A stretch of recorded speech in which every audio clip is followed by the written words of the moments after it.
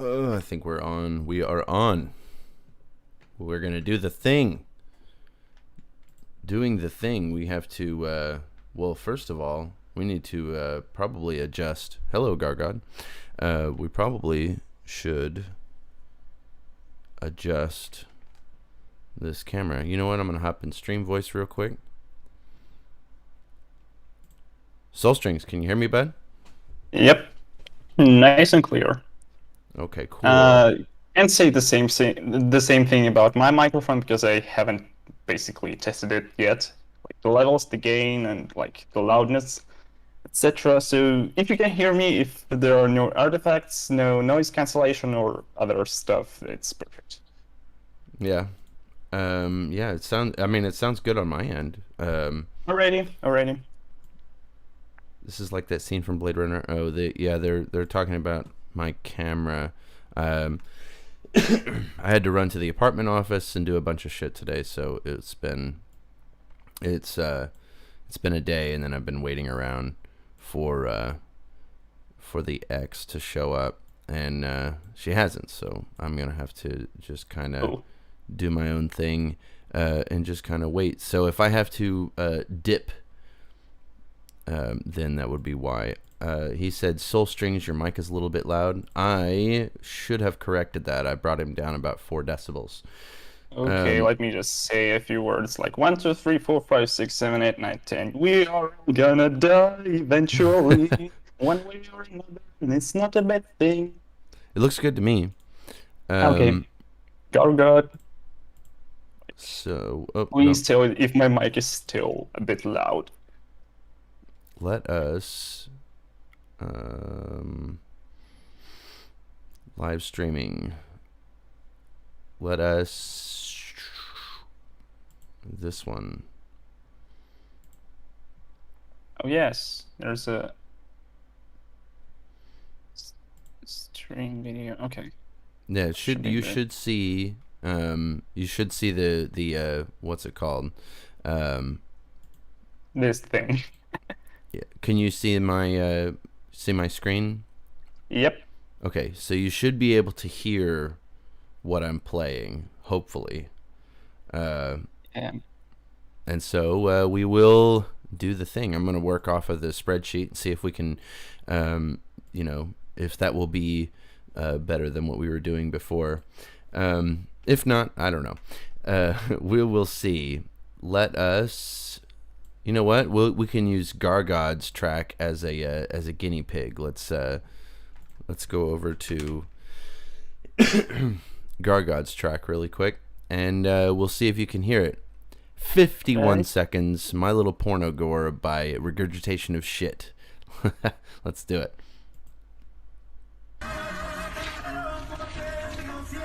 Un ranchero. Mira, Paso fino, viejo. Can you hear that? Yep, I think it's a little bit too quiet. Let me check on my end, like if I just started playing separately, if it will be the same level or it's something wrong on my end. Let's see. No, it's actually supposed to be that quiet in the beginning. So yeah, I think it's fine. I think it's fine so far. Look at this. Look at Gargod's banner. It's got my OC on there. Yeah, silly. You are now officially a part of his project. There you go. All right, let's do it.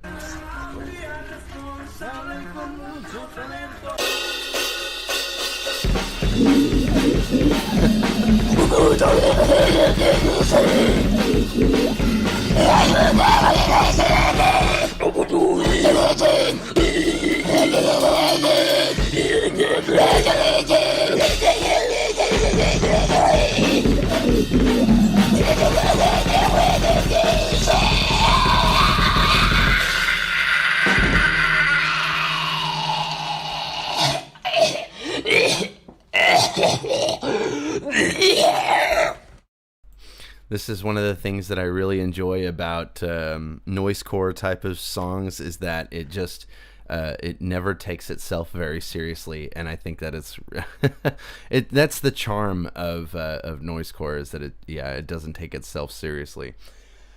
Just realized it's the My Little Pony opening. It's like just vocals and drums, like classic regurgitation of shit. Yeah. It's I think that it's interesting.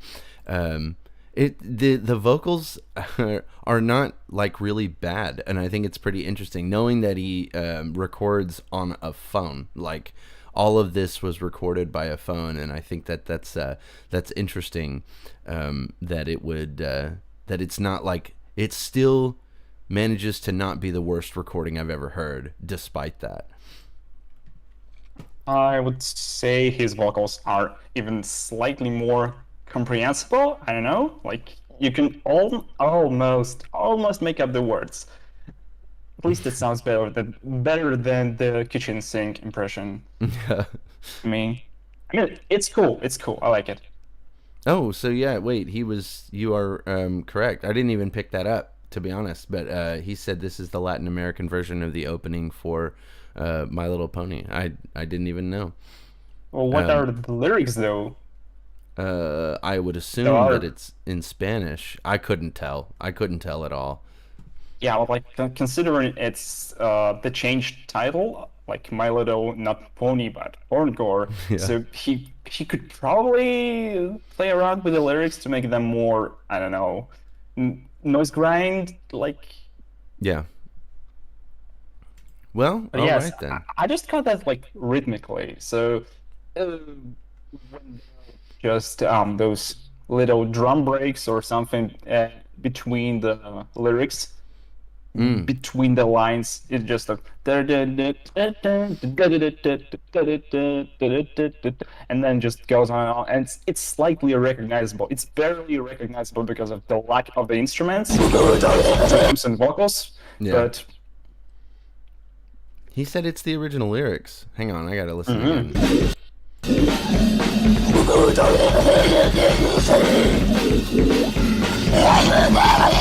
I can hear it now.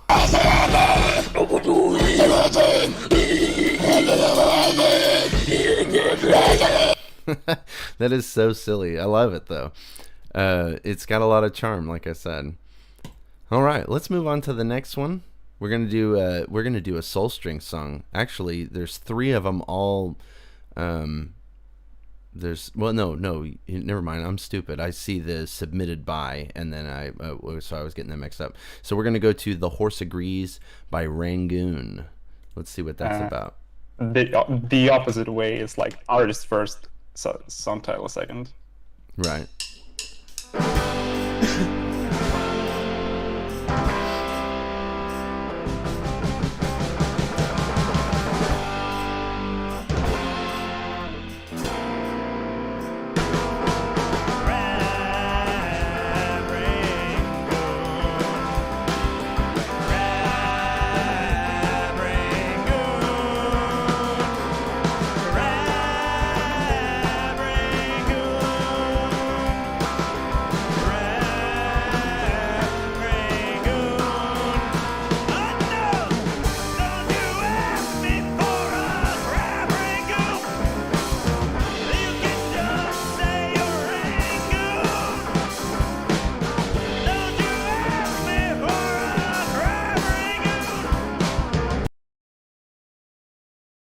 My bad.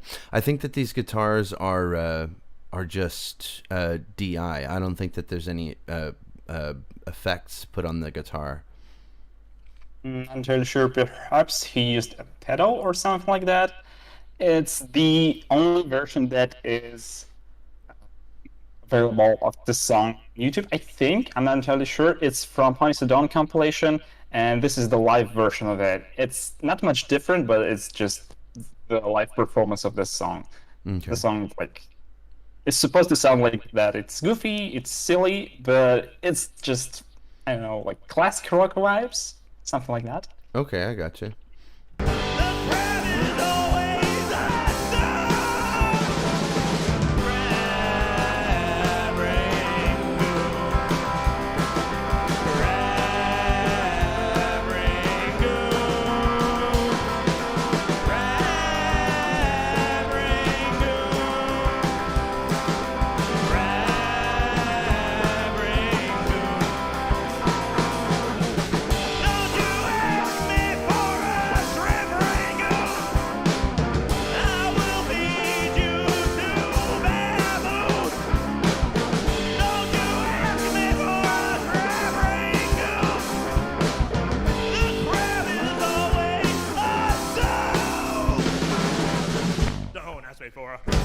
ask me for a, don't ask me for a, don't ask me for a, don't ask me for a, don't ask me for a, don't ask me for a, don't ask me.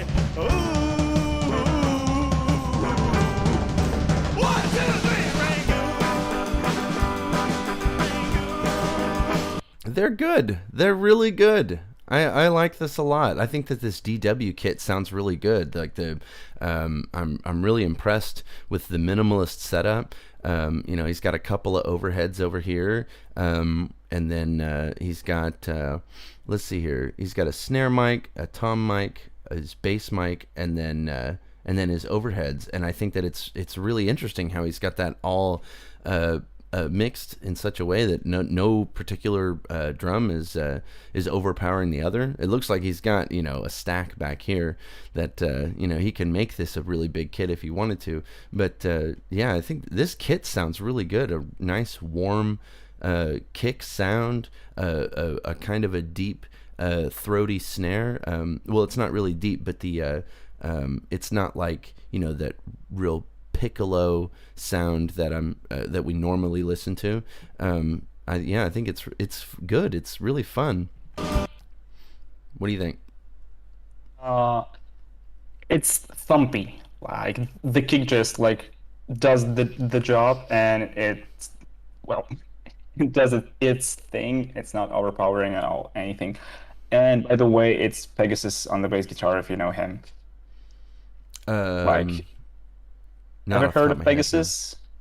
I may have. I not off the top of my head. Yeah. All right. So I enjoyed the video of this. Like they add some, the Rangoon's images on tops of their heads, and how they managed to squeeze out a lot from one single angle, like the camera angle.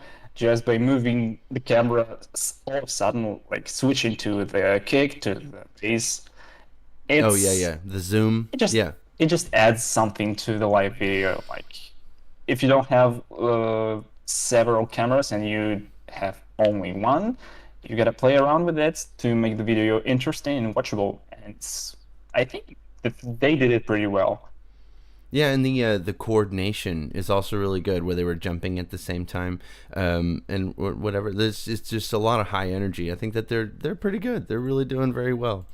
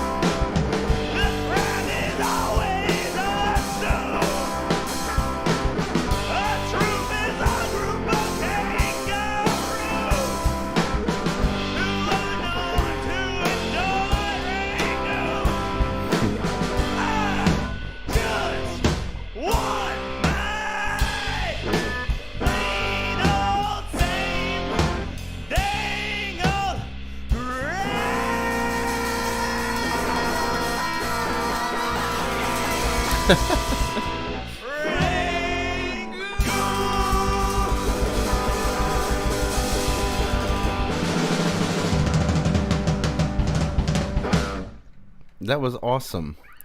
That was amazing. I think I'm pretty sure he uses some sort of overdrive or distortion pedal, because after that breakdown of Rangoon, he just moves his foot and switches something, and then the guitar tone slightly changes to like slightly overdriven or like distorted, but still like that direct sound is still too loud in the mix. I don't know. They're having fun. It's energetic. Yeah. I think that this ending fill by the drums is pretty neat, where he's doing the changeover from the cymbals to the hi-hat. Or it might have been... Yeah, he's doing from the cymbal to the hi-hat is a pretty neat little trick. You know, it's visually pleasing. I think, you know what, I think that this semi-hollow body sounds pretty good. It's not a bad sounding guitar. And I think that the overdriven isn't all that bad. I think my favorite part would be this bass line somewhere in here. 1, 2, 3, Rangoon. Not this part. Don't ask me for a, don't ask me for a, don't ask me for a, don't ask me. No, I can't remember where it was, but he was walking up and down the fretboard. It was pretty neat. Was where they said 1, 2, 3, 4, and then he started playing the bass line, because it's the part where it just goes like the blues chorus, like the blues chord progression, etc. And it's where the walking bass line steps in.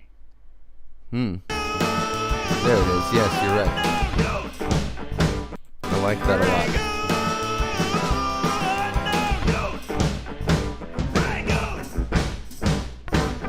It's very fun. They did really good on this, and I think that this vocalist, I mean, he's got some of that phrase like shouting going on, but I think it's interesting.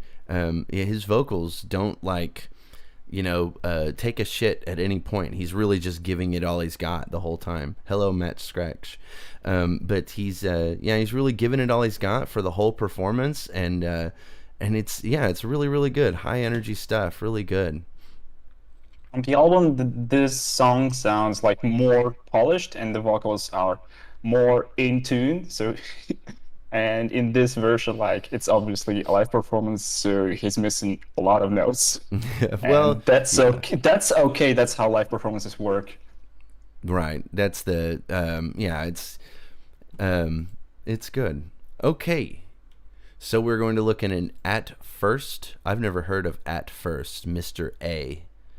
Let's check this one out and see what happens. That's a relatively old Russian metalcore band, and they're from 2006 or 2007.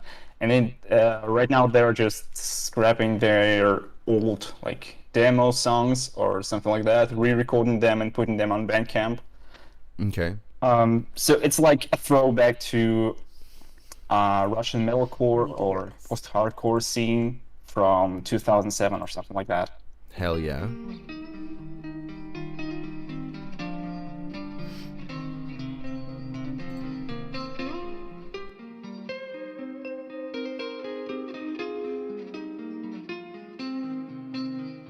Wait, before you scroll away, you need to hear this. Yeah, I know. I'm so tired of these ads. Holy shit.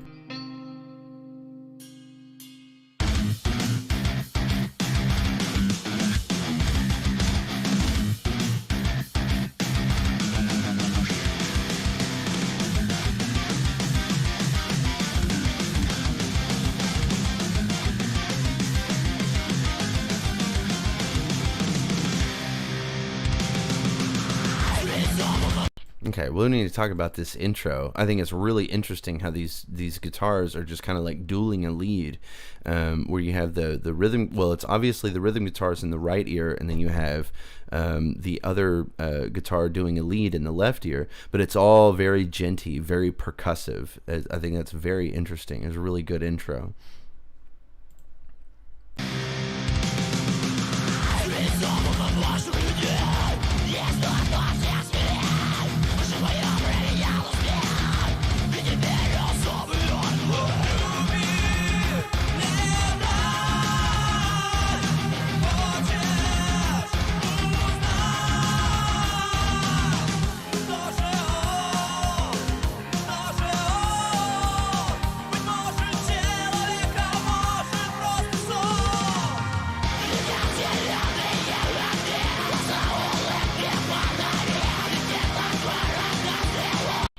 All That Remains vibes. Yeah, I would say it's kind of like early All That Remains vibes, where it was it's not they didn't, it's clear that they didn't go all out on like compression and stuff. Like it's very reserved in the mixing and mastering department. So it's just very straightforward, and I like that. I think that's kind of shit is neat. I think the loudness war is a bit cringe.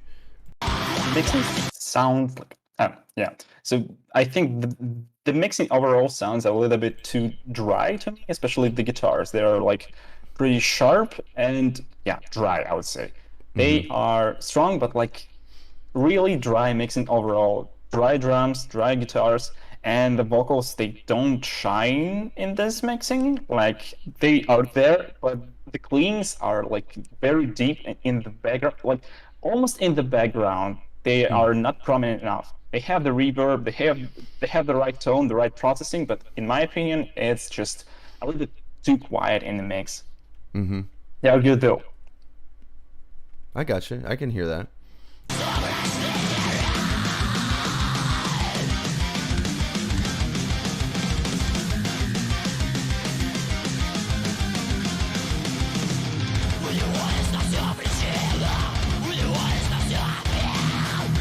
I think that this guitar work is really, really interesting, and how they're doing almost two completely different things. I love that riff where they're dueling. I think it's really, really neat.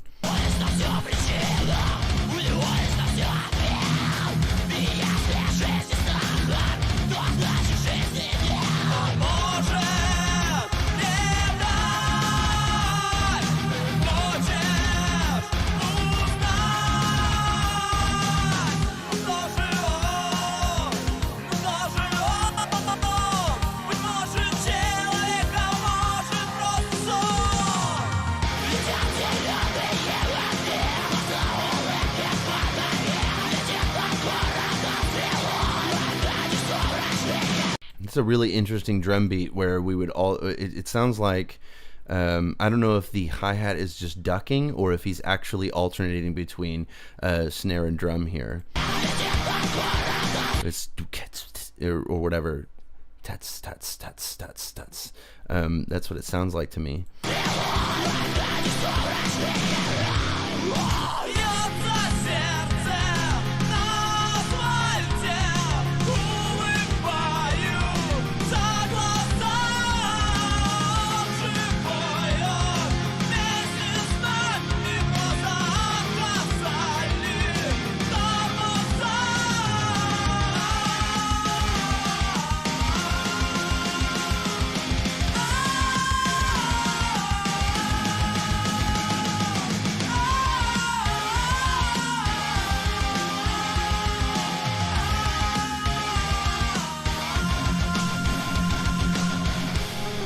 This vocalist is pretty strong, though. Yep.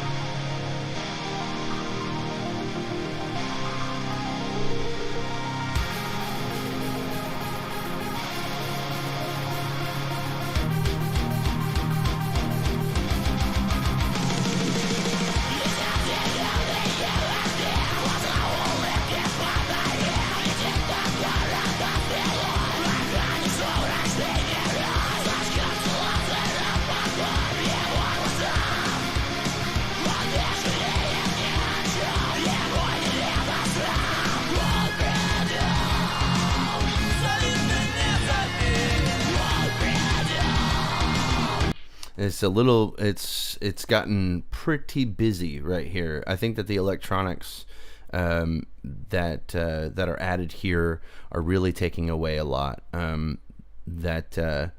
Before the electronics came in, it was a very tight, very careening type of performance, and I think that with the electronics in here, I think it's just doing a little too much.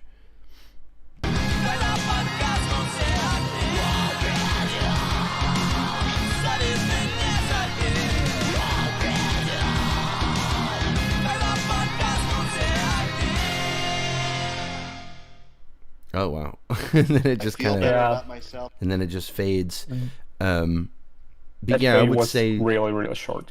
Yeah, I would say that the electronics kind of let me freaking refresh and see if I can get this ad go away. But yeah, when the electronics came in, I think here.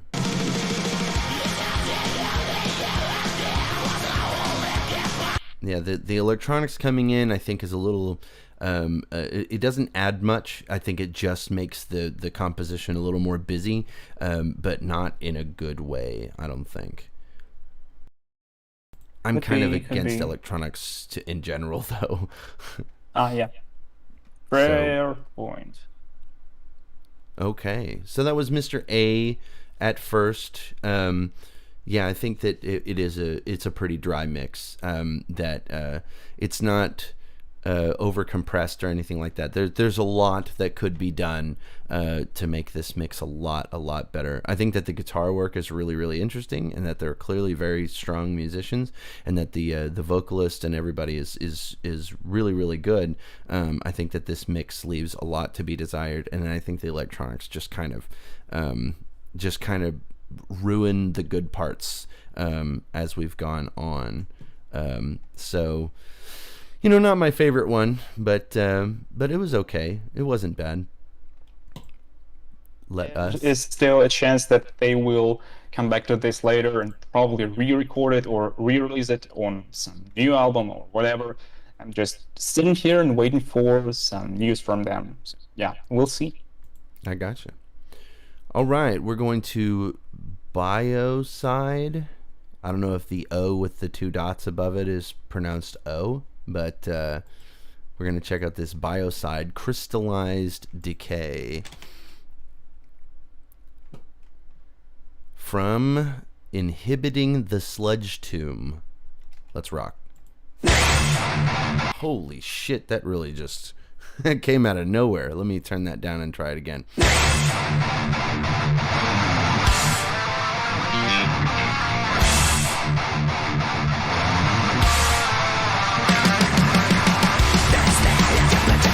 That was really interesting. I wonder if they did, like, I just don't know how to do that. I wonder if you push that particular passage for the bass guitar I'm talking about. Do you push that particular passage like to the front, like make it louder, or like have a completely different mix going on it just for that one part whenever the bass guitar takes the lead there? I think it's possible.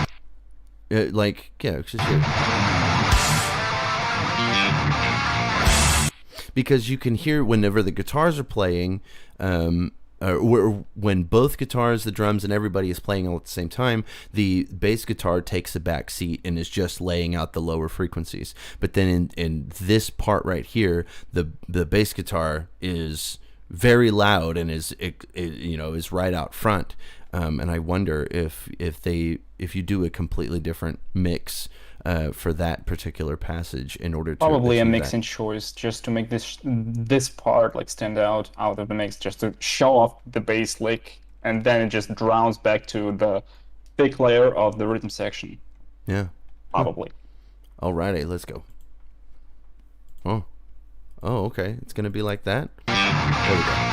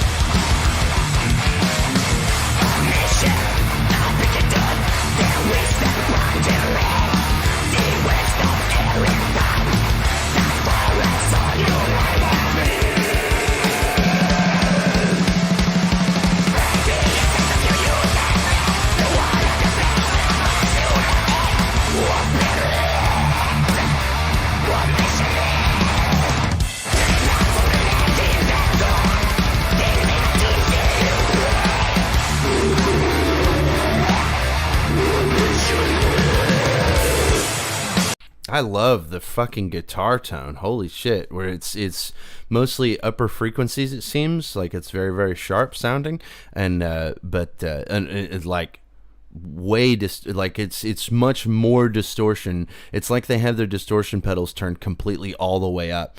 Because I don't know if most people other than like, you know, high school kids with their line 6 amps turn that shit absolutely all the way to max. But this is very distorted, but it's not like just straight fuzz. It's still retaining some kind of melody to it, and I think it's really interesting. And yeah, I really like that a lot. I like the heaviness on it. Yeah. And the way it's just I have no other words for this to say, but like it's tight. It's really tight.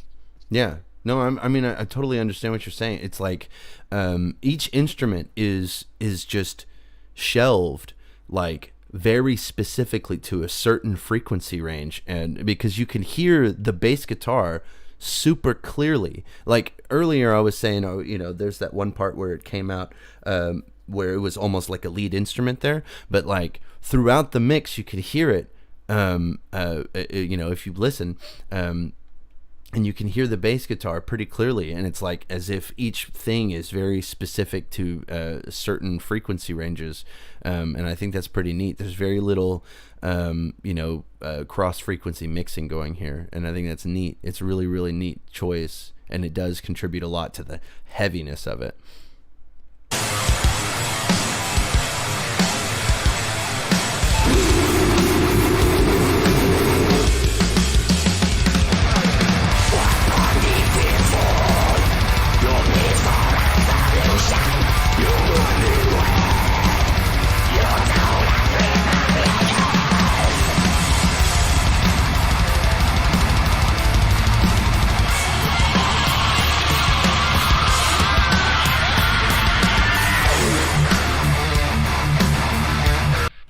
I have to appreciate that they didn't push that lead to the center, and they let the left guitar completely and totally handle the lead and everything, without, you know, duplicating the rhythm track and pushing the lead to the center. I really appreciate that.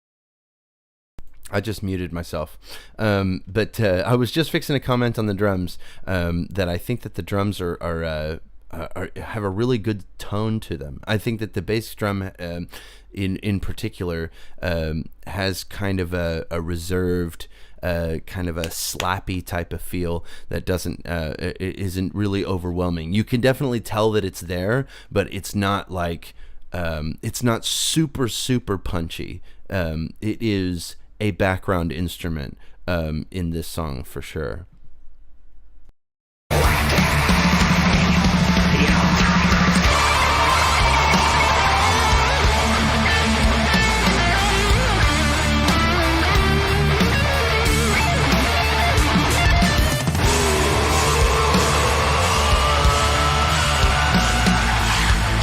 I'm glad that you liked my song, Max Scratch.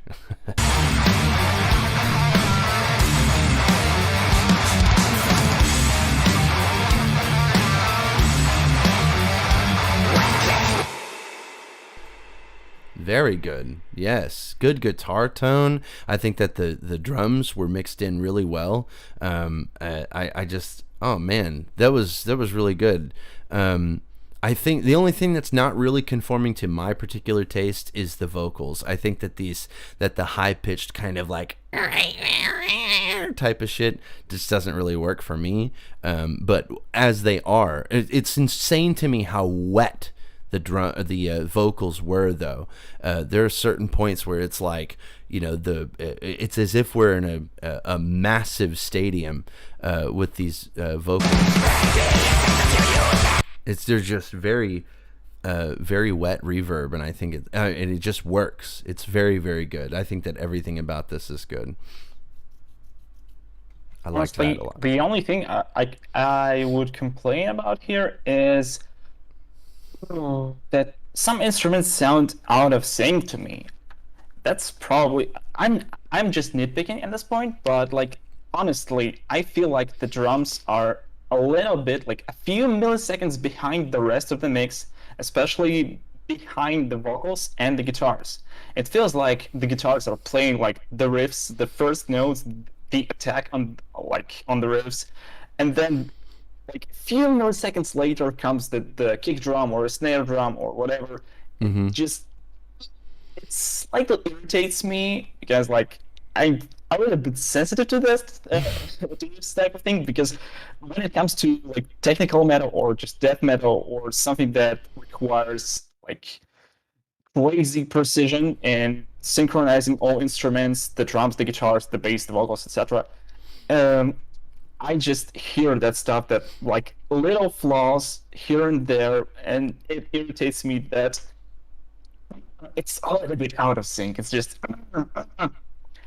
and I would also say that if it could be fixed, like if the drums could play a little bit forward, or just move the guitar track and the vocals a little bit behind, like time wise, it could add much more groove, especially in the slightly slower parts of the song. Because like when you play slow, very slow, incredibly slow, like breakdowns or just any parts of the song, what actually grooves is the synchronization between the musicians. The groove they create by just slowing down like simultaneously. It is very important in live performances, especially like when you just try to play a breakdown on live gig and the drummers just rushing a little bit, like a few milliseconds forward, and the guitar is just being too slow. It's not groovy, it's not catchy, it's not gonna work. In the recorded, like in the records, like on the album versions, it's tolerable, but it's slightly irritating. It could be better. It could be a little bit better. And I repeat, I am nitpicking at this point. It's still beautiful, and I love it. There's it's one very tight mixing. Yeah, there's one particular part. I know exactly what you're talking about.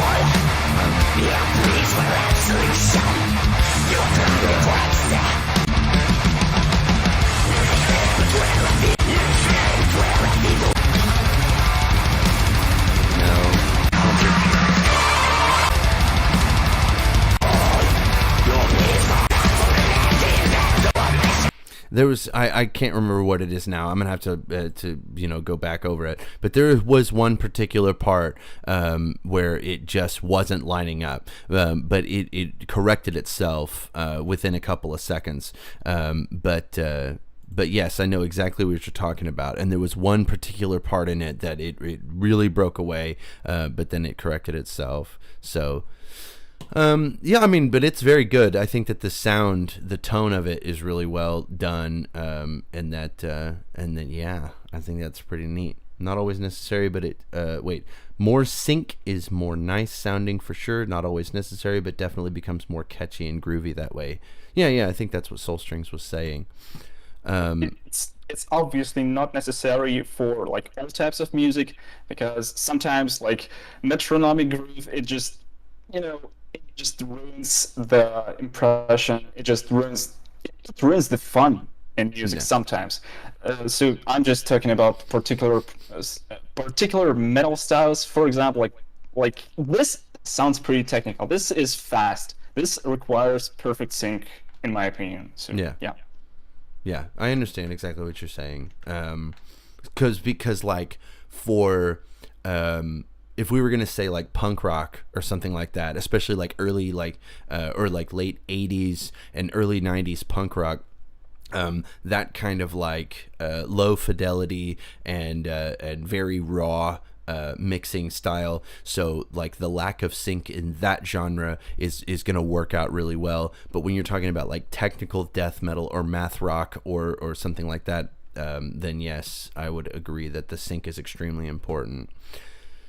So that was Inhibiting the Sludge Tomb, or no, that was Crystallized Decay by Biöcide from Inhibiting the Sludge Tomb.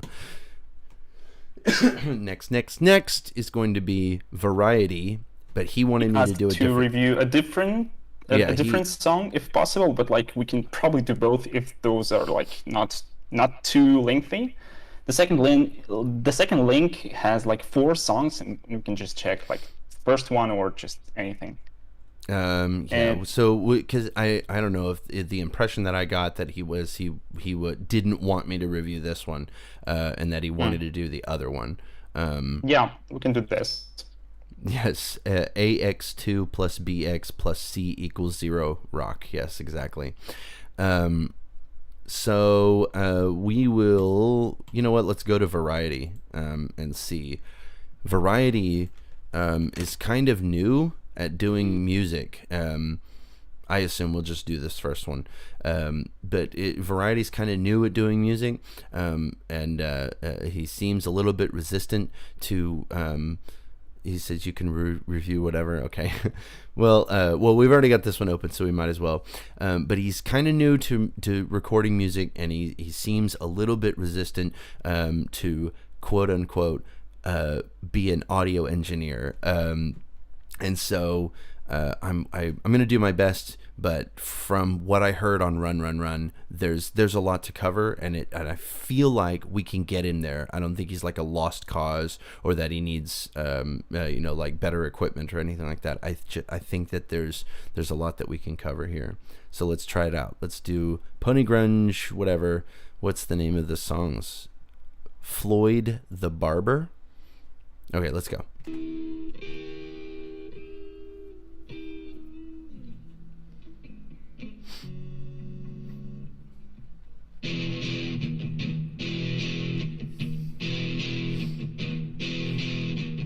Doorbell's clang, I come on in. Pinky greets me with a grin. Sit down there, don't be afraid. Steamed hot cupcake on our plate.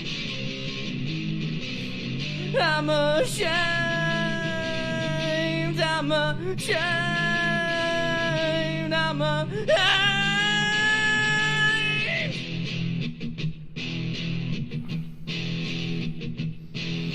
Do we have any notes here, Soul Strings? Well, there is only one guitar and there is only vocals. Yes. That's pretty much it. It sounds like, I get the impression that when you search up on YouTube like isolated guitar tracks or isolated vocal tracks from some famous songs, like I don't know, the songs that were just featured into a multi-track in games like Guitar Hero and whatnot, then you just get like raw sounds, like guitars only or vocals only, and it sounds like really out of place because like the rest of the mix, the rest of the instruments, they are just not there. And this is the impression I get. I like it so far, though. I like what do you call it? The impact on the vocals, like how he sings his parts. Like it's passionate. It's like he is putting a lot of energy in the vocals. And the guitar chords, especially in the chorus, I already can hear them, and I like this chord progression. It's kind of classic at this point. It gives me nice vibes. It's grunge. Yes, it definitely sounds like grunge to me. So yeah, I would just complain about the sync between playing the guitar and singing at the same time, because it's really off at times. Sometimes it works, sometimes it doesn't, but it needs a lot of practice to be in sync with yourself when you're just playing and singing at the same time. it requires a lot of practice. I cannot do this myself, honestly. But so yeah, I can understand the pain of trying to do multiple tasks at the same time during the performance. But I appreciate the effort. I like it so far. So far, it sounds pretty good to me. It's not polished, and there's still a lot of work needs to be done regarding the instrumental, especially like if he wants to make it into a full song with drums, with the bass and whatnot, to make it like a full grunge band song. I don't know, but for a solo performance, it's probably decent. I don't know. I can't tell. Yeah, because if this is a like we were saying earlier, if this is a live type of demo, to like this is what it's going to sound like me doing it live, then that's a completely different thing. I would, like you said, I would split these up, and I would record just guitar and then just vocals, because just kind of trying to go off the feel of the song, it can be can screw things up.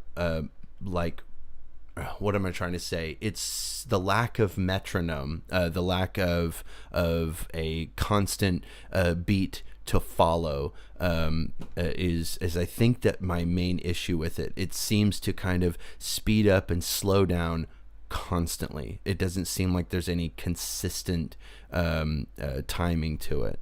But we're only 44 seconds in, so let's see what we got going on. Already ties me to a chair. I can't see, I'm really scared. Pinky laughs, I feel a pinch. I get raped by this bitch. I'm ashamed, I'm ashamed, I'm ashamed.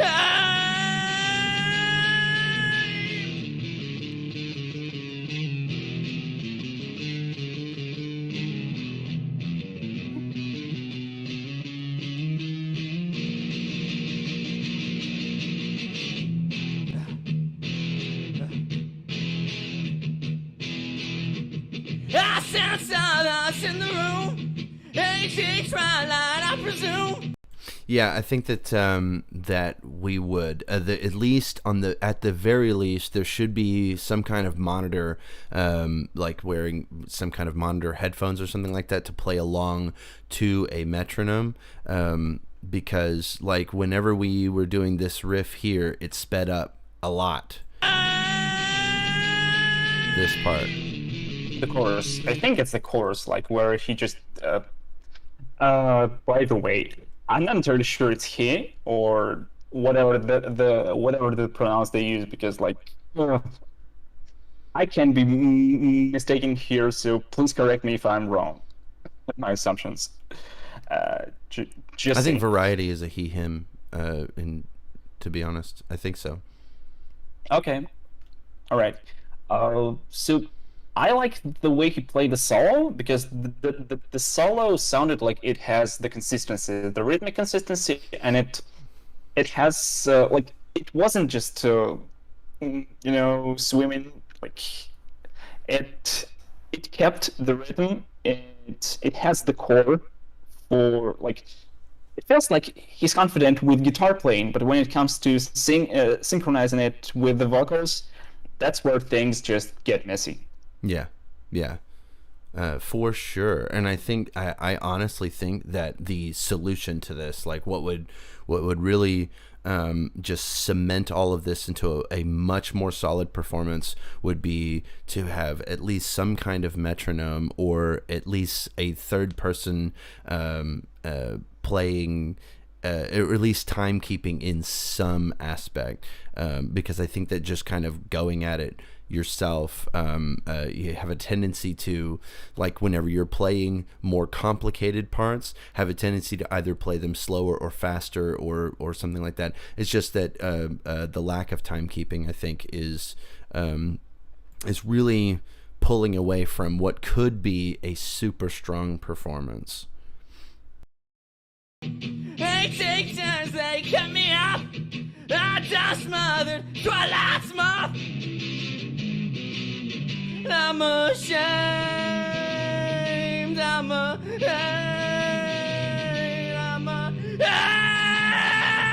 This is, I mean, it is extremely grunge, though. Like, this is the definition of grunge. This is apparently Floyd the Barber is a Nirvana song that has been ponyfied, and it's just it's so very grunge. Like, you, if you were to look up grunge in the dictionary, this is the kind of shit that you'd find.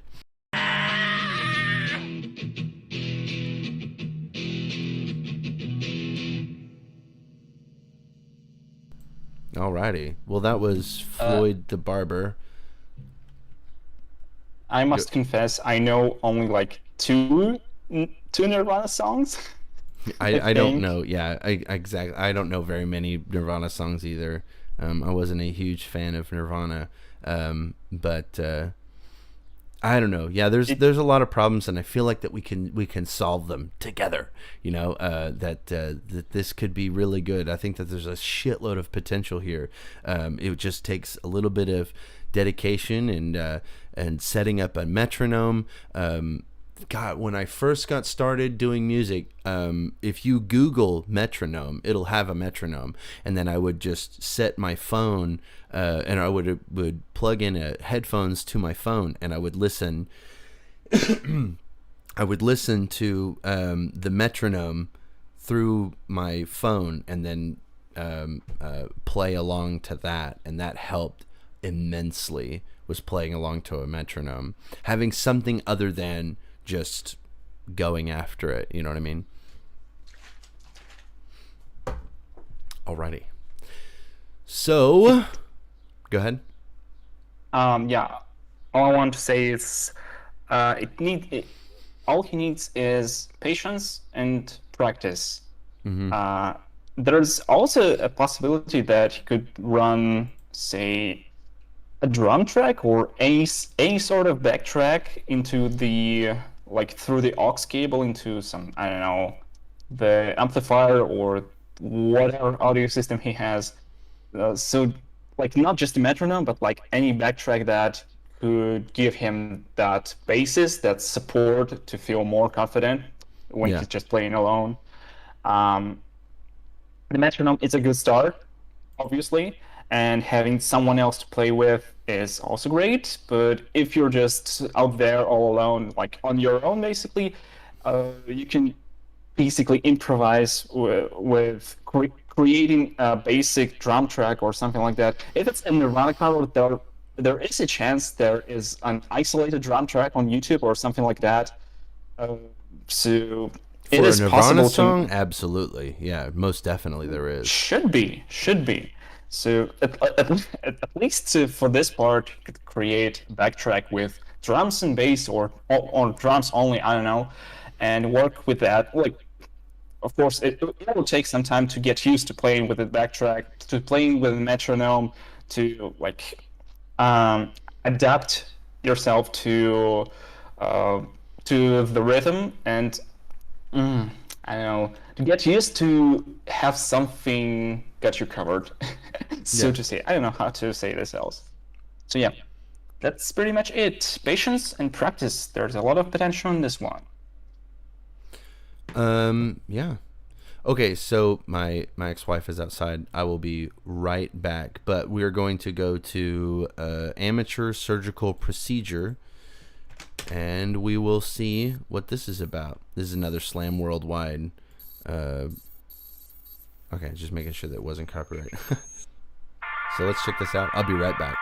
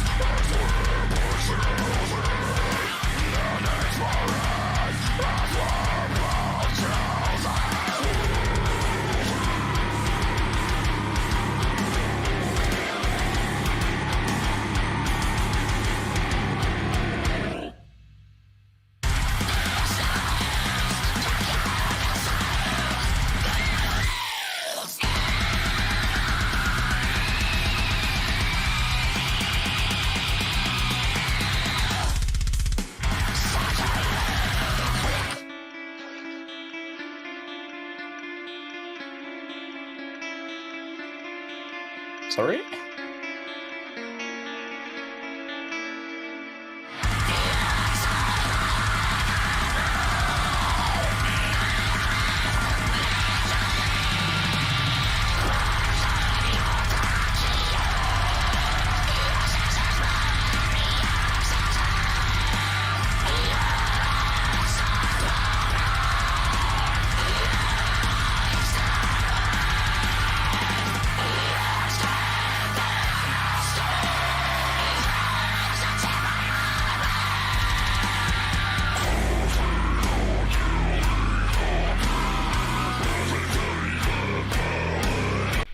All right, is it good? It's interesting. It's slightly chaotic, and I'm not sure if it's like classic deathcore in general. Like it gives me a strong classic deathcore vibes, and the vocals are interesting. Sometimes they just turn into some hysterical, high-pitched shrieks. I don't know, just Oh, like that, like squeals. like haunted house ghosts expressions. I don't know. This is funny, and like the parts of the song, they are just switching so fast. I'm not sure what to expect next, because 1 second there was just like really heavy and meaty part, and then just abruptly stops, and there's some sort of acoustic interlude or something like that, and just like all of a sudden, like, I'm sorry, what just happened? Yeah. Okay, so so you were saying it's chaotic and it just kind of goes from one thing to the next, kind of without warning. All right, let's see.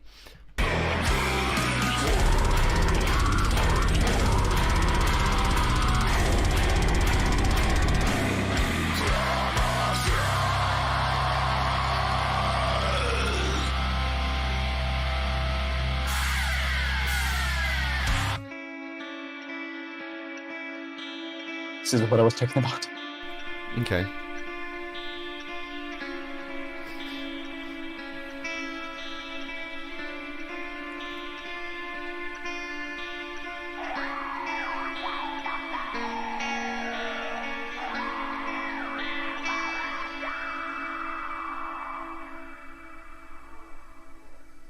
Oh, I came in right at the very end.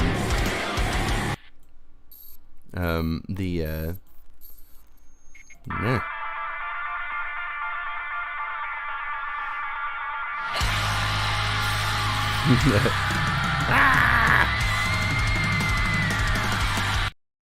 That right there, the kettle sound. Exactly. Okay, he's got the screeching going on. I got you.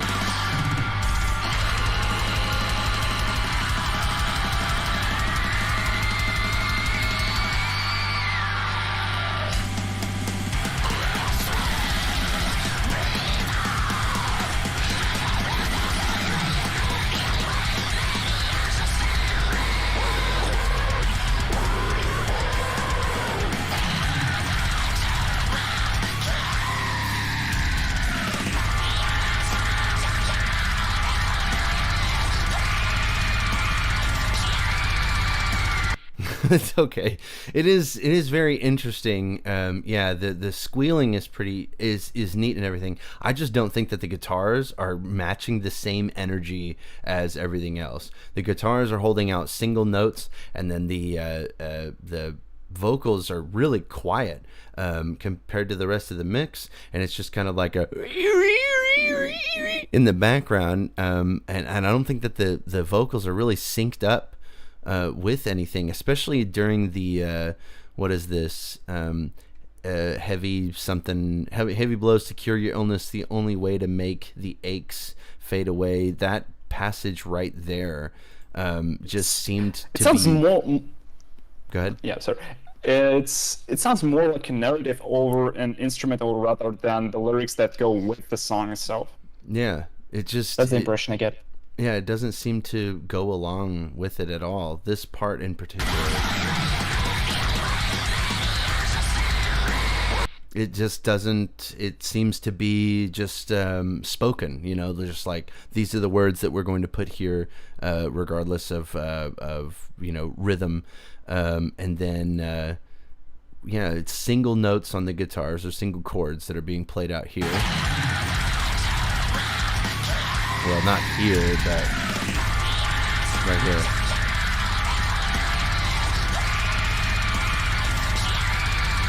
It's just not, it's not matching the same energy. So it seems like 3 different songs all playing at the same time so far. Oh wait, I skipped way far ahead.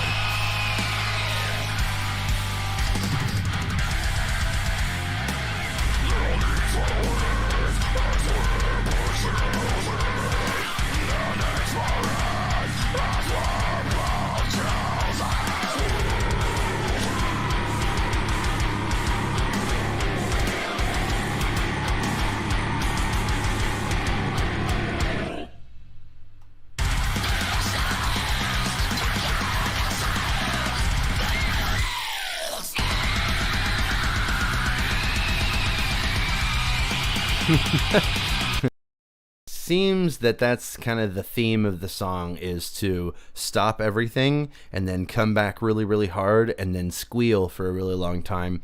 But no, I'm not so sure that this composition works for me. I'm glad that Gargod likes it. Gargod would like it. Gargod likes stuff that's just like chaotic and kind of nonsensical. This in particular, I don't think the composition just doesn't really work for me. It's not my particular, it doesn't conform to my particular tastes. I'm not fully a fan of these vocals, honestly, but I want to mention that there is a certain variety in it. Like there are the growls, there are the screams, and there are the, you know, that high-pitched crazy witches in the haunted house type of like screeching, you know. Yeah. There is certain variety, and it's kind of neat. The rest of it doesn't work really well. Perhaps the chaotic is not the right word for it. It's just, it feels like it's more of a patchwork of different parts and riffs, like sewn together. And like you said, it's just 3 different songs playing at the same time. So, yeah, it's not a very cohesive composition. Exactly. But I do think that the squealing is pretty neat. I just feel like that if you find something that's kind of cool, but it's very different, you know, kind of like this extremely high-pitched kettle sound, I think that's cool and everything to implement it, but not, you know, every 15 seconds in your song. It's like the first time you discover a pinch harmonic, like once you discover how to do a pinch harmonic, it's like putting pinch harmonics on literally every riff. It wears out its welcome pretty quickly. But that was, it's not bad. It's not like the worst shit I've ever heard. Burnt River, Amateur Surgical Procedure, is, and that's that. I do think though, this kind of airy acoustic sound is a really neat tone. I really like that a lot. It's kind of on a delay, but a decaying delay as you know, as it goes along. I think that's really good. It's kind of creepy, and it adds more to the atmosphere, like the impact of the track itself. Considering like the lyrical themes of the track and how the video is done with like creepy stuff and like ooh, blood everywhere. Yeah. You know. It works well together, but it's not my thing. All right. So Bree and PrinceWhateverer. Oh, the PrinceWhateverer! It's the PrinceWhateverer! Oh my god. I don't know what this Geof Sucks 666 I think is the name of the song. Bree. Yeah. Bree. Geez, that was like that's your classic deathcore sound right there. If you go back to like early Job for a Cowboy or whatever, Bree, you know, that's the shit right there. I'm pretty sure that's not what they're going for though. All right, let's go.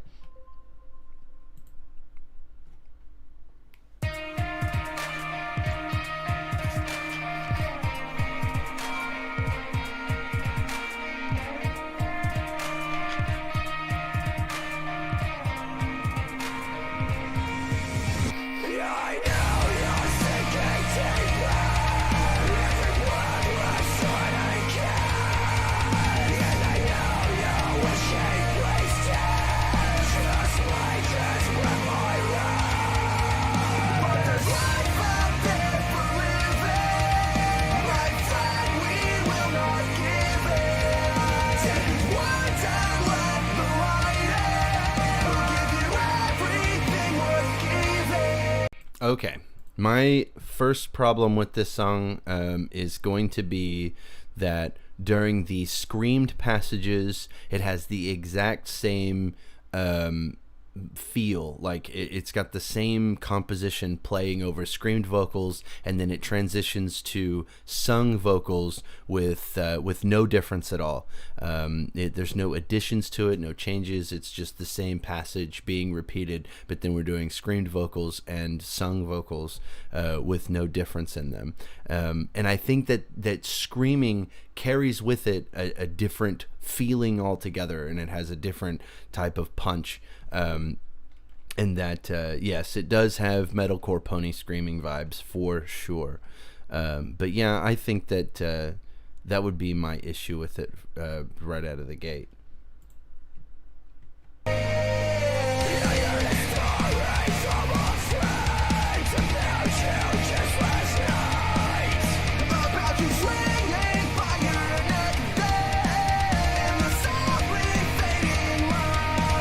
Are these guitars just like super, super wet with reverb, or is it just me?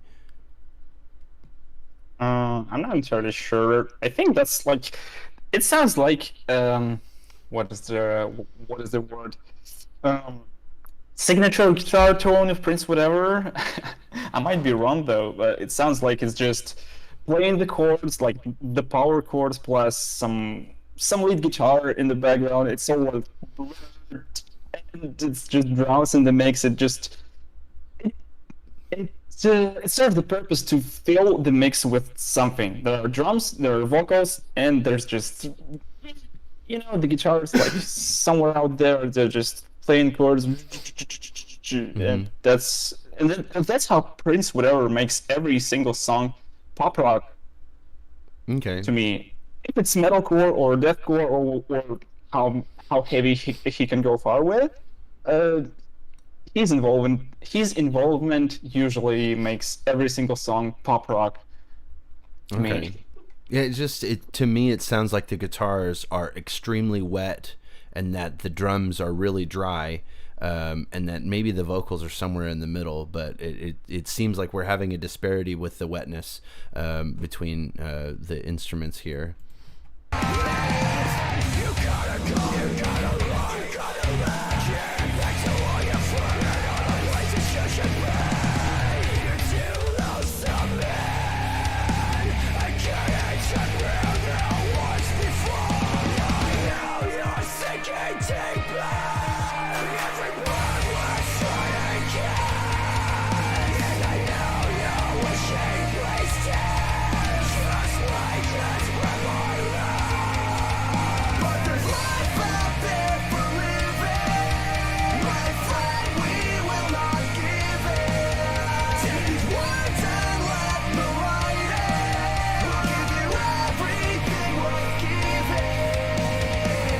Now these sung vocals are like good as fuck though.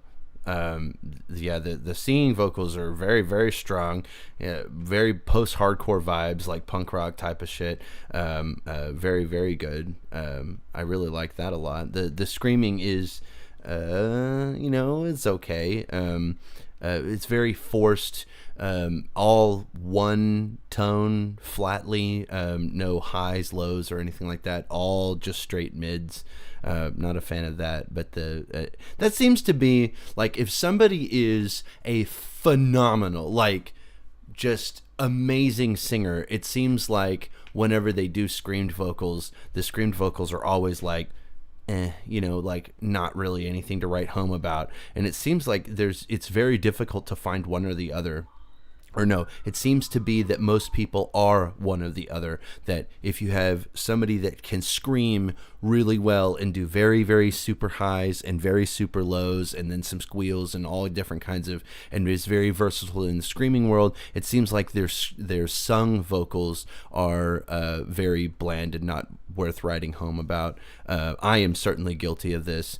I think that I want to say DivinumX might be one of the few musicians that I know in like the brony fandom that is both an amazing, versatile screamer while also an amazing, versatile singer. So that is a very, very difficult thing to pull off. Yep.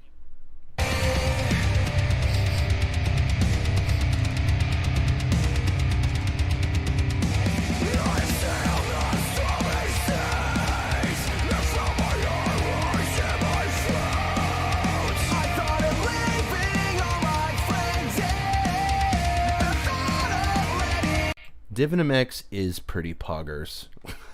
I agree with that.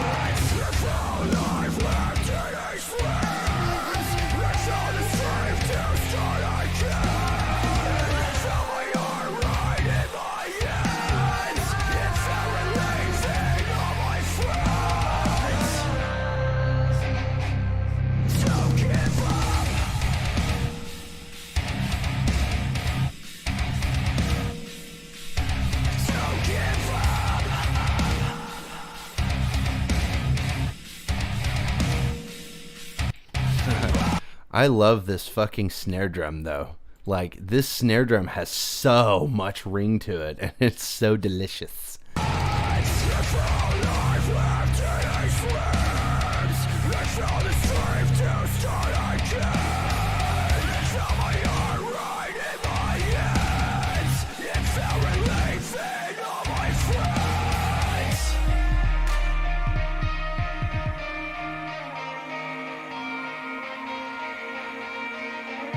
Yeah, Magic Pink Horse, there is an entire genre of like deathcore and hardcore and shit like that, where all of the lyrics are like uplifting, and I think it's weird to me. I don't know, it conflicts in my opinion. I think it's weird. There's a couple of really, really good bands that do this very, very well. PrinceWhateverer is one of them. I'm not going to deny that. Another band that does this is called The Browning, which is I want to say a Kansas band, from Kansas in the United States. And The Browning is it's also very uplifting, you know, be proud of who you are, you know, that kind of shit.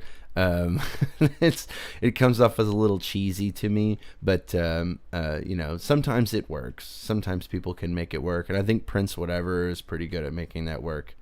Not gonna lie.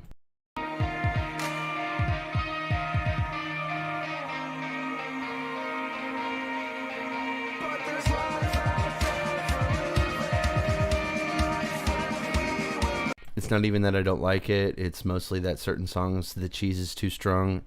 Yes. And don't get me wrong. Like I said, I'm not saying that this particular song is not very cheesy. It's not a quesadilla over here. But, you know, in general, PrinceWhateverer is pretty good at doing that kind of thing. Also, MCP. Melkor Pony also does that. He songs like... especially the old songs, I think, like he has the lyrics that just like are positive. Yes. Charged with positive energy, I would say. Yeah, we Are Bronies, I think, is a metalcore pony song that is a perfect a good example. of that. Good example. Yeah.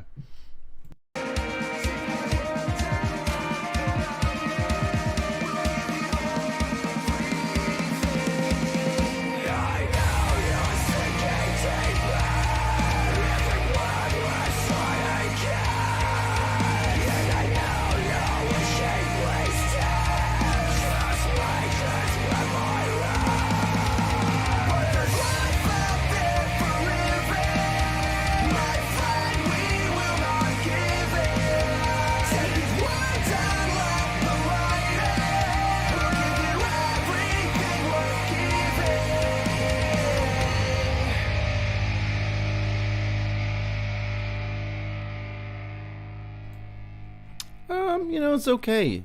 It's okay. It's got an interesting composition. I think it's got a very strong performance.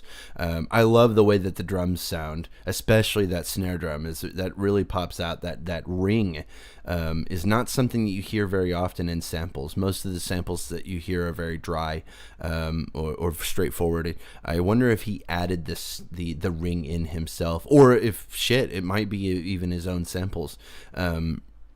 But there's a couple of parts in it where the drops just didn't really punch as hard as that that I would have liked to have. Like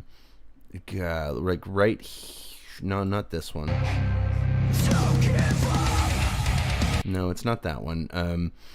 Whenever these vocals came in, right there, this drop is pretty what's the word I'm fucking looking for, where it's just lackluster. It's just kind of like, oh, okay, we're doing music again, we're letting it ring out, and then it doesn't hit. There's no hit there. So no, not enough impact, I think. Yes, impact is the exact word I was looking for. And so there's several parts like that. And then I think that it was just mixed a little too wet. It seems like we're going maybe for a little bit of an atmospheric type of feel, but I don't know if it really works here. But overall, it's a PrinceWhateverer song. I may be mistaken, but I think TAA stands for the Amity Affliction, I guess, since it's a cover. Oh, it stands for Tulsa Apartment Association. No, I'm kidding. Oops. My apologies. No, that's my bad. Let's say Geof sucks 6. No, you were right. It the is Amity Affliction. Yeah, Amity Affliction. Well, I must say that I'm like extremely biased here because it's not my type of music like at all. I'm not a huge fan of post-hardcore. Post-hardcore in particular, and like metalcore and deathcore, like that's okay, but like sometimes it's good, sometimes it doesn't, sometimes it hits the right way, sometimes it doesn't. I'm very picky in the core genres in general. And what I don't like here in particular in this song is that the guitars, they don't give me enough riffs. Give me riffs. I love riffs. I love good riffs, good, well-composed riffs. And here, everything I hear in the rhythm guitars is that just a dude sitting in a chair and lazily scratching his balls. Or just Bert drowned in the mixed power chords. They just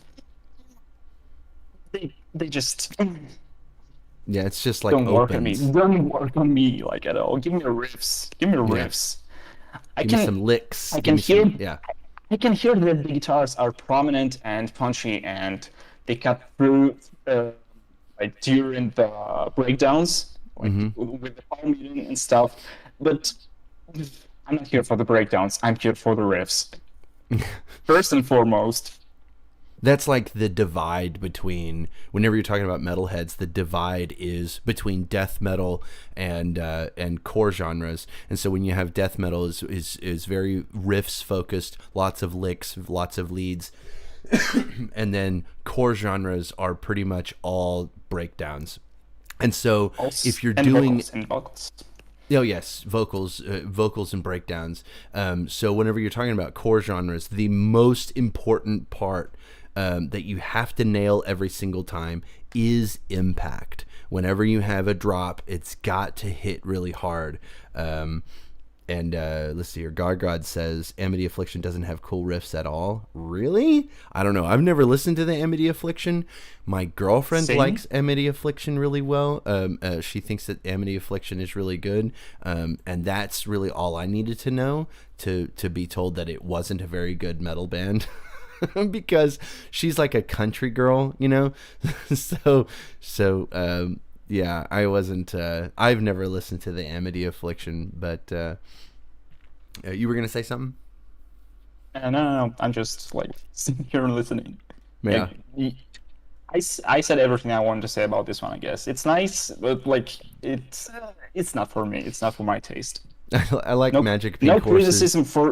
no criticism from me. It's just my biased opinion and a matter of tastes. Well, of course. Yeah.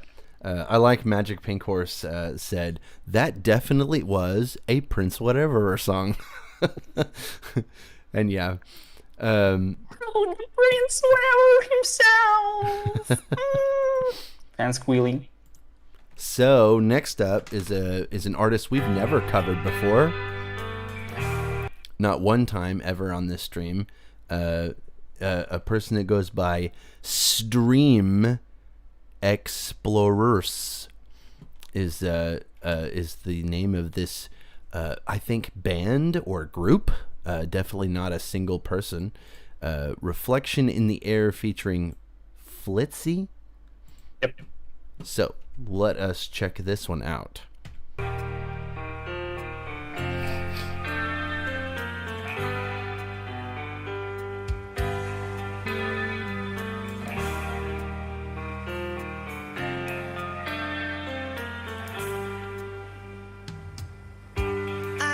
I think we can all agree that it's basically just garbage so far, right? That this is absolute trash, unworthy Indeed. of even a review. 100%. Magic Pink Horse said, "I love Ponies at Dawn. He is my favorite artist." Exactly. I love it. Quick off topic, but like on the internet, folks just are really unaware that Ponies at Dawn is a compilation. That it's a project like it's a community effort that involves many musicians, and I very, very often see like Ponies at Dawn is my favorite musician, and like tagging, like adding ID3 tags to files, like where the artist is Ponies at Dawn, and then the song includes the actual artist and the song name in the title, and it just blew my mind. Like, I love pony music, especially Ponies at Dawn. He's my favorite musician. He makes so many tracks. So in all the possible different music genres, Ponies at Dawn is the best music. Is the best brony music artist.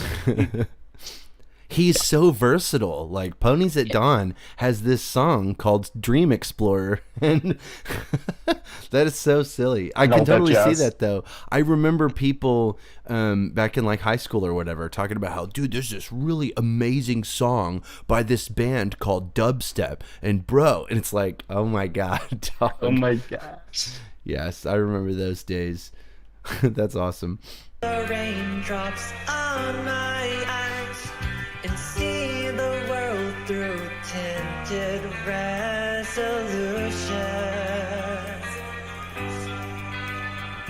I tumbled on the ground and felt the moon as I had drowned, and saw the world rebirthing through a mix of light and sound. And every time I look ahead, I see the mirror painted red, and I can't see myself there.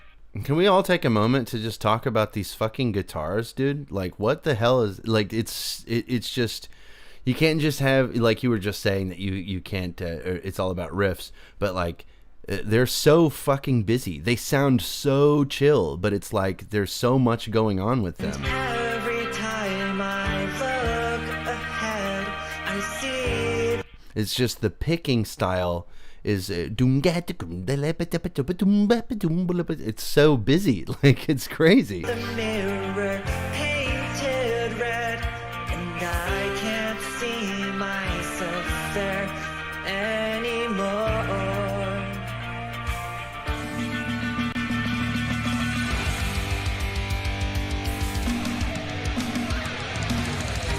I walk this stormy night when thunder struck before my eyes, and saw the world through reckless hesitation. I'm very underwhelmed by this bass drum. I can hear that there is a bass drum and it's got all of the sound accompanying it, but I think it's hiding way too far behind these guitars, and that it doesn't have that, you know, punch you right through the chest type of thing. Two soul strings. Is this the 2009 stuff you said? Yep, it is. It's a song from an EP of 4 songs I wrote in 2009, and the only thing I had from back then was like a bunch of Guitar Pro stuff. So it was never implemented as a recorded song. So it took like 12 years pretty much to record everything and make a real song out of it. But what was written in the Guitar Pro tabs is pretty much the same thing, except for a few arrangement moments here and there, especially the drums. But the structure, the riffs, and the piano and all that, it's almost untouched from 2009 version. So like, yeah. Okay, I see what you're saying.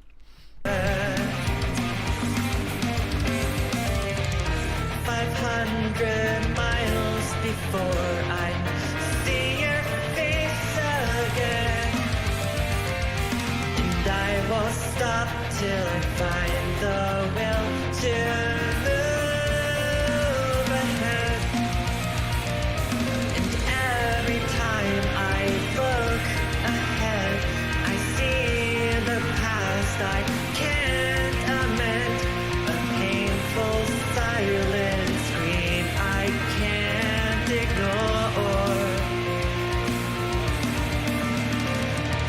Running closer to the sky and close my eyes before I cry to see my reflection in the air. I'm not so sure about these vocals either. It seems too straightforward. There's not a lot of vibrato. It's not like the guitars are very clearly outpacing the vocalist on several levels. Where the guitars are very busy, they're very the tone of them is just, everything about the guitars is great, and then the vocals are kind of nasally. There's no vibrato, and it seems, except for in very small instances, but for most part he's just holding straight notes, and it doesn't have that flair that I think that everything else is really doing. The vocals don't mix really well with this instrumental. They don't fit this type of music. That's what everyone's been saying since I released like this song and the previous song, like last year, I think. Everyone keeps saying like couldn't you just hire a different type of vocalist, like someone with something powerful and punchy and catchy and something, instead of this like soft and like vocals. And all you have to say is, oh well, it's an artistic choice. I wanted it to be this way. I wanted it to sound exactly like that. I don't think it could. Like I said, I'm not so sure that it doesn't mix together. Like, I think that this vocalist and this style of music can fit together. It feels like the instrumental is outpacing the vocalist. I feel like the vocalist is, like I said, there's in this particular part here is a good example.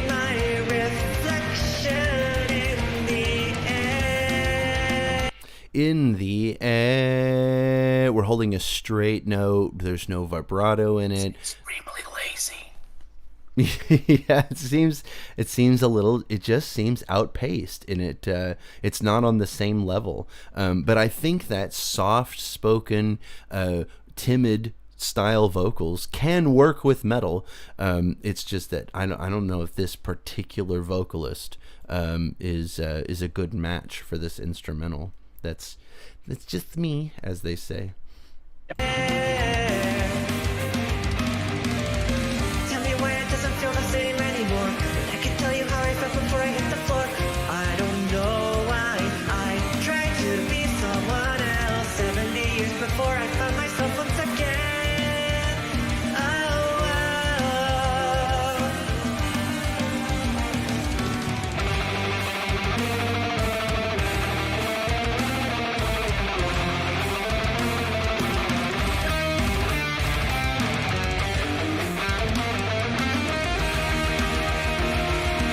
Man, that was really fucking cool. That little passage, it was really fucking neat.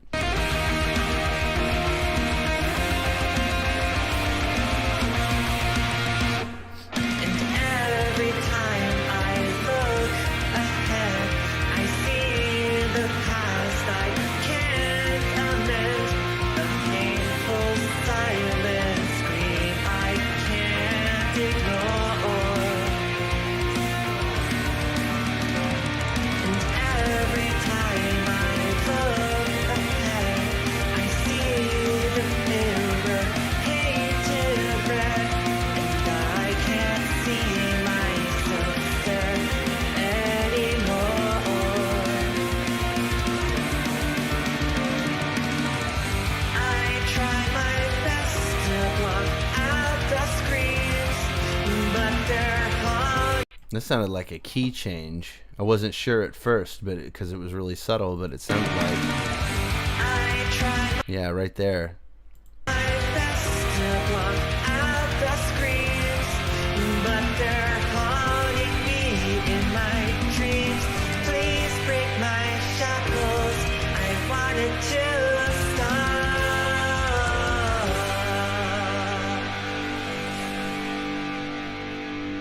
The vocals are quite emotional and passionate. I see that it's an artistic choice. I am not into Flitzy's specific delivery type. It's just not for me, but I feel like it still fits in the song. Yeah, I would say so. I would say that I agree with that. And that it's not like, you know, like I said, it's not that the two styles can't fit together. Like, it's not like Flittzy cannot work with metal. I just feel like in this particular instance that we're not really making it fit together. That it's just it feels like a cover. It feels like there was a Flittzy song and then this is a cover instrumental layered underneath it, because that kind of thing. Yep.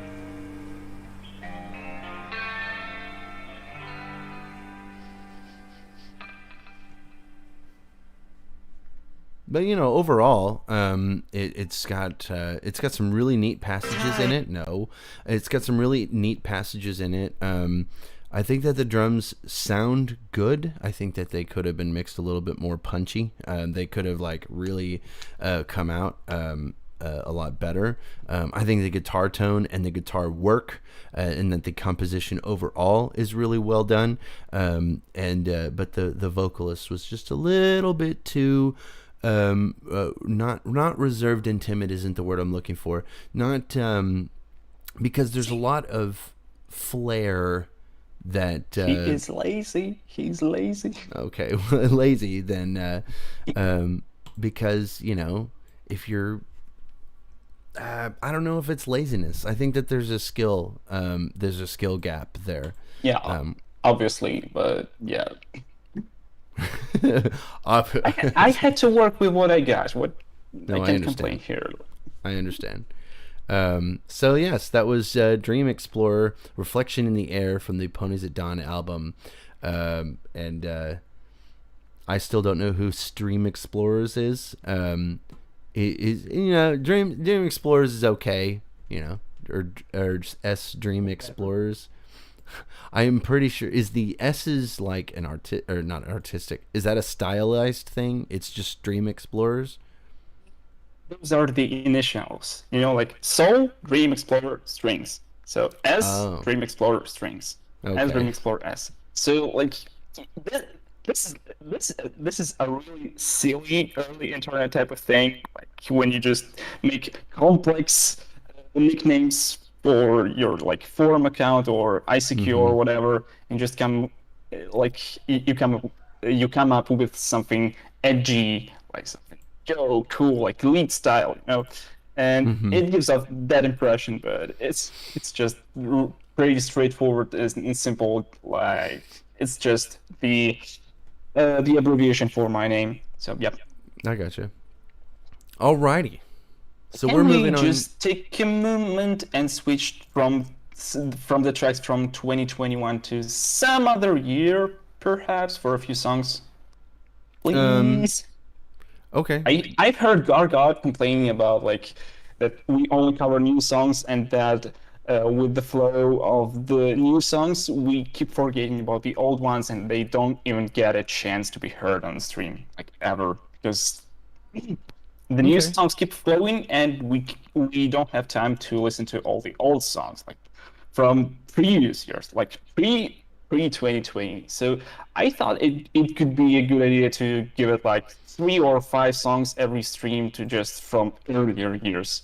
Like keep focused on the new stuff, but also giving a little chance to the older songs and stuff like that. All right. If it's possible. What if you're not against that. No, I'm fine. We can do. I probably have time for like 2 or 3 more. Holy shit! It's 2. Oh yeah, that's right. I forgot. I got started at 12:30. Because I'm gonna have to go down there and make lunch for the kid here pretty soon. So I'm probably in for like 2 or 3 more. So which one should we do next? It's up to you, honestly. Oh. You can choose by the username who submitted the song. I know it's mostly just me, Gargot, and J.Gun. There are probably some other users that submitted songs, maybe. Gargod said do every song. So we're just going to play all of the songs all at the same time, and we'll just review all of them at the same time. That'll be the best way to do it. No, JK, I have like LOL. 100 Chrome tabs open. Or something like that. 130. Let's see here. We've already done a PrinceWhateverer, so let's skip PrinceWhateverer. Let's see here. We've got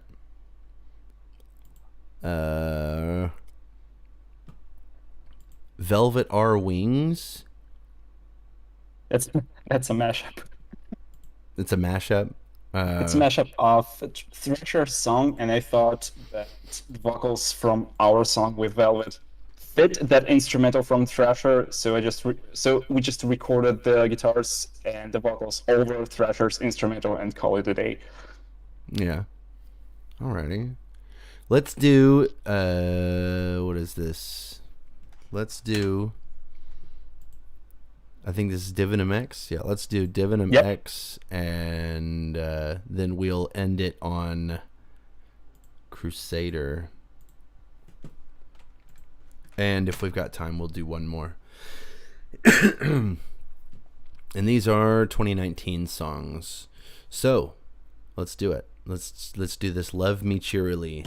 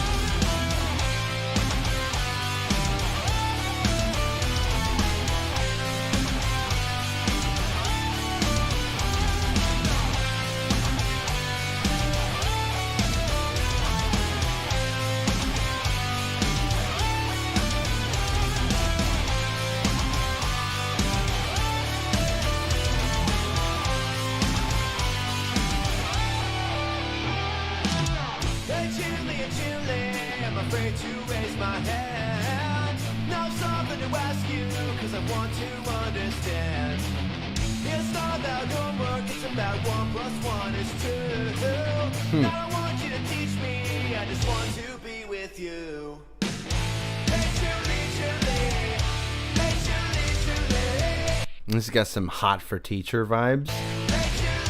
Except it's not nearly fast enough. It doesn't have that bullshit going on.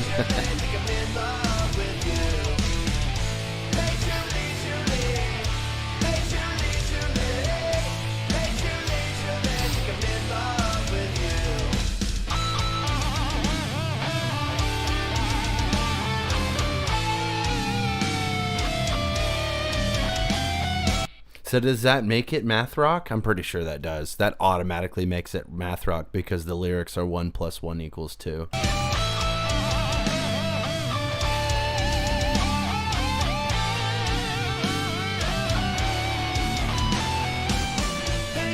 What is this lead? I'm not so sure about this. These lead guitars.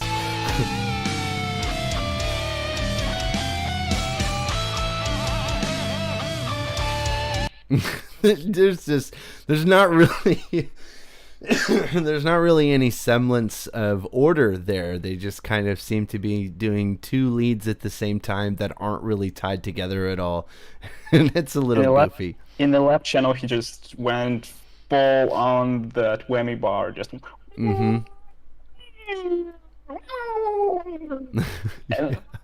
That's silly. I mean, it kind of fits the vibe because it's literally one of the first Browning songs, I think, like from 2011 or 2012, back when Verlin Tombstone was making pony music and singing. Like, yeah.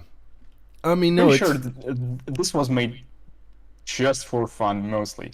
I can hear the arrangement elements of DivinumX, like his signature mixing and signature like licks or types of riff, I don't know. And this particular interlude was not in the original, I assure you. There was a goofy like synth solo, if I recall correctly. So he like slightly made this song better with his arrangement. Right. Yeah. Yeah. Yeah, this whammy bar action.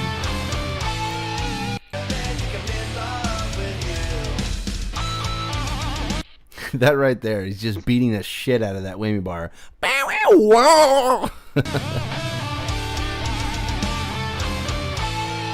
And then dive bomb.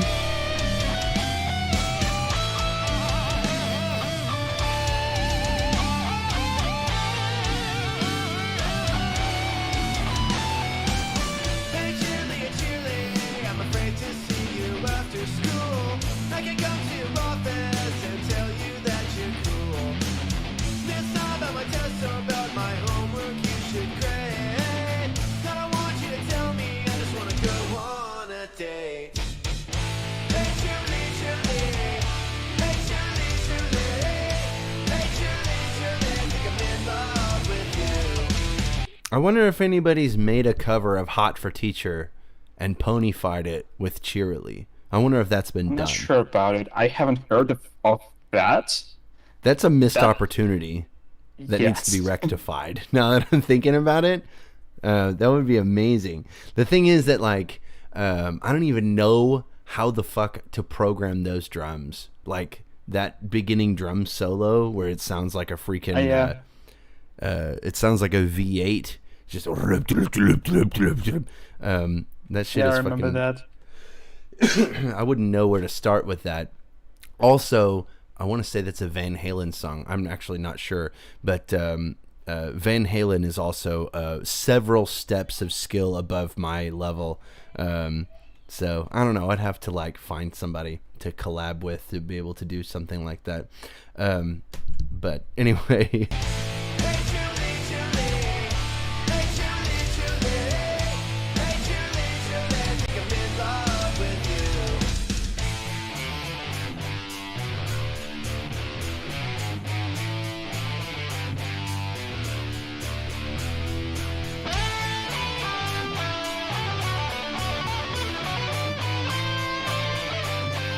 Now, here's a lesson to be learned about bass guitar right here, is that whenever the bass guitar is strictly and only lower frequency noises, and it's just in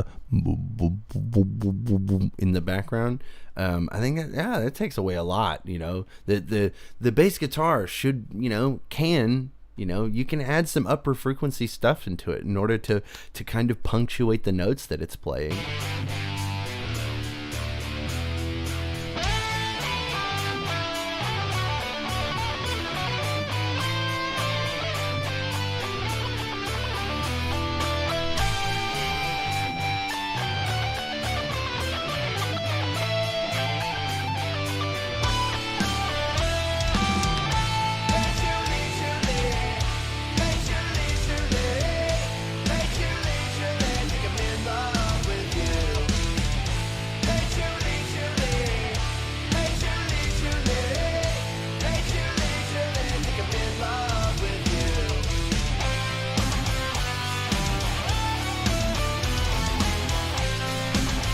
we're gonna end on this riff.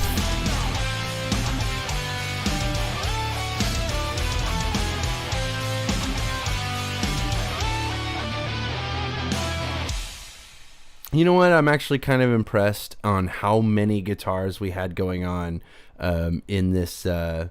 What's it called? Hey, look at that! Hold on, we did the meme. Anyway, come to TrotCon. I haven't seen that meme in a while. But yeah, I think it's kind of impressive how he layered so many guitars. Because there's the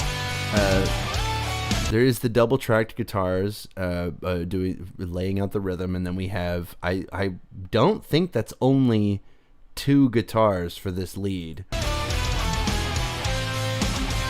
I want to say that these are double tracked harmonies, and the fact that it's not falling apart or like becoming unsynced is pretty impressive. It sounds like just all the guitars are mixed are layered on top of each other. Pretty fucking neat. I think it's an octave like melody where the right guitar plays in higher octaves, and in the left channel you have the guitar that plays 1 octave lower, and like they are played in unison, but like in 1 octave interval. So it creates that feel of like grandness, I don't know, and variety. I don't know.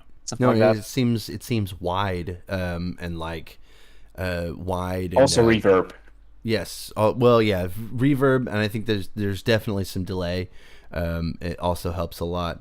That was great. DivinumX is so great. I would kiss him on his face if he were here. I'd just be like, you were just so precious. So we let's see here. I got about 10 minutes before 2:30. Then we'll been going on for 2 hours, and then I gotta go make lunch for the kids. So we're gonna hit up this 2019 Crusader song. Let's hear it for the Wonderbolts. I'm pretty sure I've heard this song before. Let's check it out. Oh no.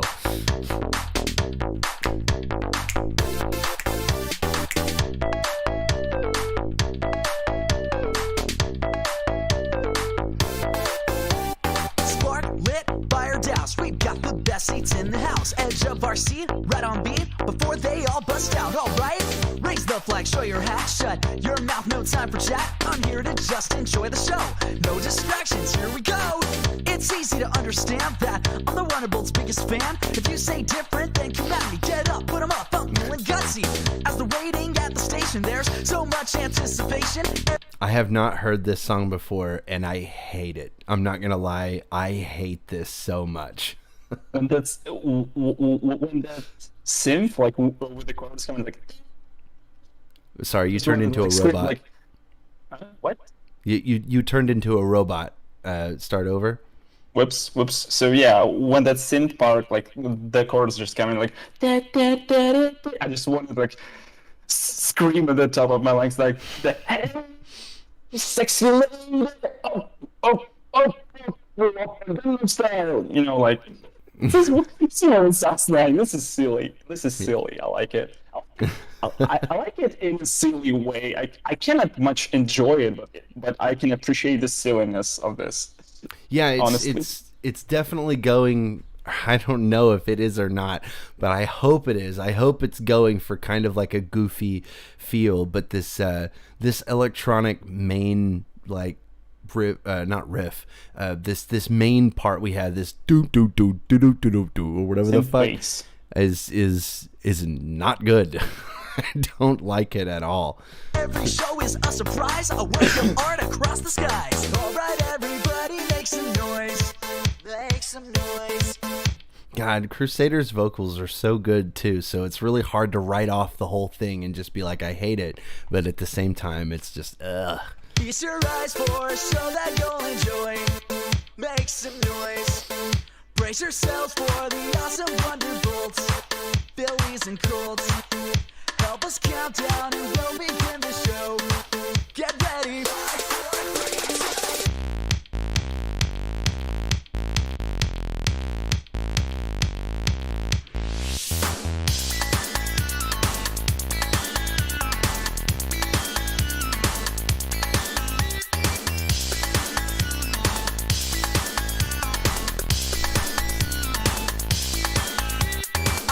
to the derby every single chance I get. I've made every single one, I haven't missed one yet. No matter the circumstance, I always make the time. No matter what's going on, I'm the first in line. Here we go. I jump a It feels a bit too empty, to be honest. For me, that's the problem. It felt too. I was actually dancing to it. Yeah, good. I'll give Ethan. it 10 balls of glue. They said hi. Hi. There's the camera. Oh, he can't see himself. I've got the camera turned off. But yeah, it's just it feels a little bit empty, and maybe that's because it's dry. Maybe I don't know if that's just like a thing that comes with electronic music in general, is that you'll end up having very dry instruments because you can't get any natural reverb out of an electronic instrument. That was kind of right. But this Like it doesn't have enough processing on the samples and the synths. Like with the electronic music, you just you can literally stuff your mix with tons of different elements. The thing is that you have to EQ them like with some medical precision, like surgery precision, frequency by frequency, and then you can fill up the mix with anything, with the bass, with the sub bass, with the synths, with the lids, with something like fizzling in the high frequencies or whatever. And here it sounds like unprocessed or unpolished, like more of an exercise in electronic music, like something. I don't know. I assume he wanted to make an electronic dance pop song, like party song, like that could be played on the dance floor in the clubs, something like that. It gives off that vibe, but it sounds like an exercise to me in electronic music. So perhaps a lack of knowledge on how to work in electronic music field and how to process it, how to EQ, how to shelve all the elements, and how to make the mix sound full but not overpowered. Like have enough elements but make all the elements audible and fit everything in.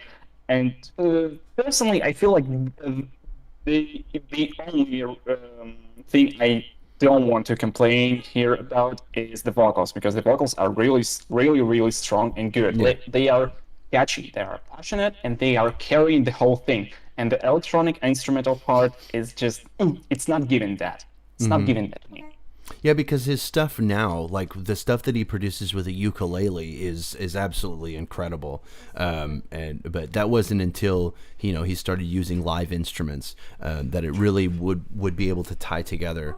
But this kind of stuff, Magic Pink Horse says no, most brony electronic is not that dry.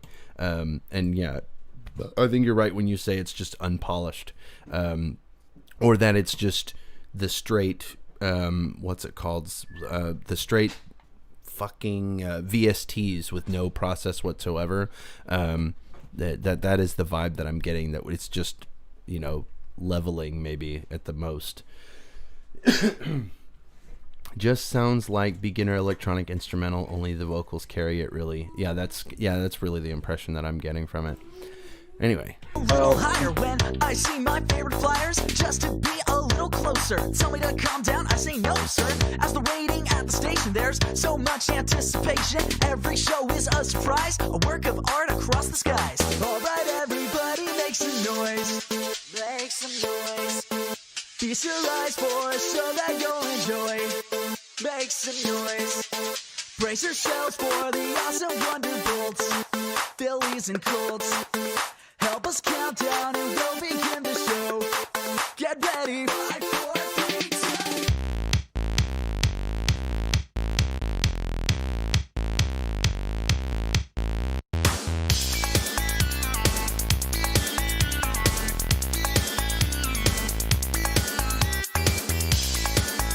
I don't know what the name of that sound is, but that din din, like there's a name for that sound. That fucking ding ding ding ding ding in the background.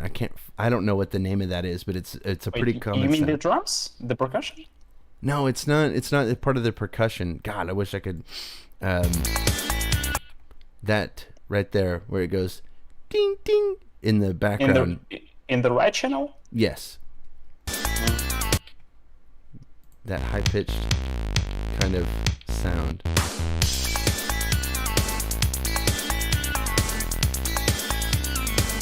That. You know Those what? are not agogo bells, not the taiko drums. Maybe taiko drums, I don't know. Some sort of like percussion. I can't quite tell. Maybe bongos? I don't know. I think I think you're right. I think it's like some kind of electronic equivalent to a bongo. You know what? I'm listening to this and I'm hearing guitars. I think that it would be that this might actually make like a really badass core metal song for sure. Instead of that, this sub bass or this like 808 bass or whatever the fuck is playing as the main instrument. Instead of that, it would just be like some downtuned guitar or whatever. I think that it would hit so fucking hard.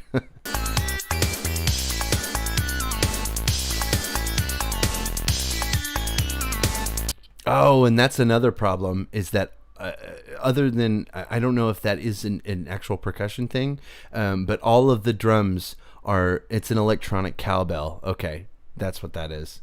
But all of the drums, the hi-hat, the bass, and the snare and everything is all running up straight down the middle. That's another problem that is contributing to the dryness of this mix.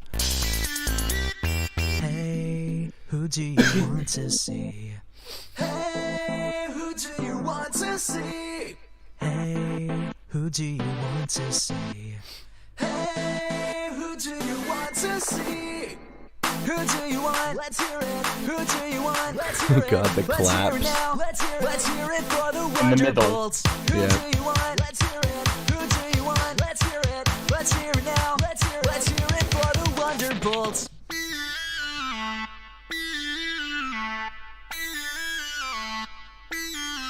Go! Let's hear it. Let's hear it. Let's hear it for the Wonderbolts. Let's hear it. Let's hear it. Let's hear it. Let's hear it. Let's hear it. Let's hear it for the Wonderbolts.